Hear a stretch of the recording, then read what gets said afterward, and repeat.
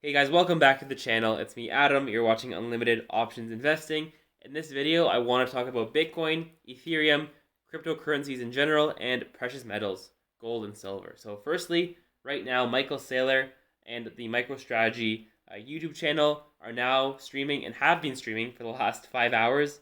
8,000 people are watching, or 9,000 people are watching right now. They're just talking about Bitcoin and how they expect it to reach $150,000 per coin later this year. So by the end of 2021, they expect Bitcoin to at least double from where it is right now. Currently, while I'm recording this video, it's about 67,000, which we'll see in a second. But yeah, like we all know that Michael Saylor is one of the biggest known bulls for Bitcoin with his company MicroStrategy purchasing a boatload of it in 2020 and 2021.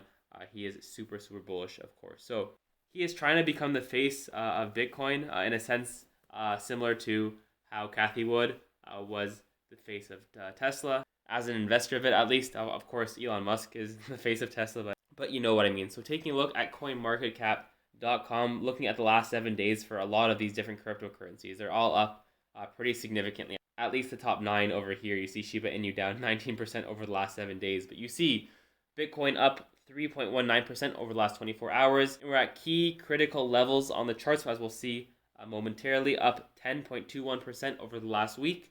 Ethereum at all-time highs, up 1.6% over the last 24 hours, and up almost 11% over the last week or so. Binance Coin up 18% over the last 7 days. Solana up 21%. Tether pretty much sideways. Cardano finally moving up a little bit over the last 24 hours and over the last 7 days, up 9.34%. XRP up 15.2% over the last 7 days. Polkadot up 7.83%. And Dogecoin 6.41%. But really, Shiba Inu really taking the heat recently. Alright, so Bitcoin, we're now at an all-time high.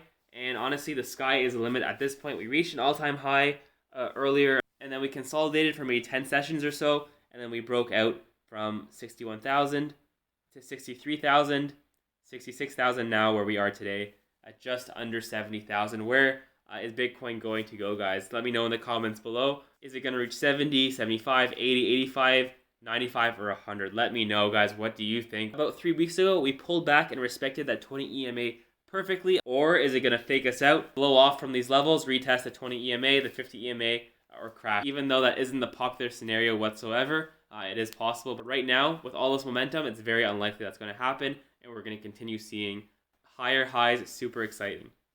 And cryptocurrencies, when they break out from their consolidations, have been running, especially over the past year, since they've been just so hot. And even at this point, we can probably draw a line over here at this level at, let's say, the $63,000, $64,000 level. And for good measure, we'll draw one more over here at around $67,000. So any kind of consolidation where we are now, or a pullback to perhaps this blue line over here at 63,000, it could still be a healthy pullback, or even the 20 EMA, and then continue moving upward from there. That would be a very healthy, strong move toward the upside. And zooming in and taking a look at the 4-hour time frame, looking at the 20 and the 50 EMA, so the red line being the 20 and the green line being the 50. If we do in fact break out and see 70,000 and above, we want to see something kind of like this, where it grinds above the 20 EMA and it pulls back a little bit to the 50 EMA. That's okay. We want to see something similar to this earlier in October. And taking a look at Ethereum, and every time I've been looking at this chart for the past week or so, I continually say the same thing. It's grinding up higher, making new all-time highs. Where's the top for Ethereum? And what I'm hoping is something similar to this when it comes to Bitcoin over the upcoming weeks into the end of the year. Crypto is very unique for a variety of reasons, obviously, but one of the things is that it can be overbought or oversold for a long time, even more so than I find the stock market. It tends to act in extremes in either direction. And right now that direction is up and the extreme of being overbought or near overbought levels. As long as we keep respecting that 20 EMA, we're going to just continue going higher. And looking at the 4-hour time frame as well, same idea, similar to how Bitcoin was in October. It's respecting the 20 and the 50 EMA beautifully. Even when it goes below the 50, it's looking like a buying opportunity until it proves otherwise.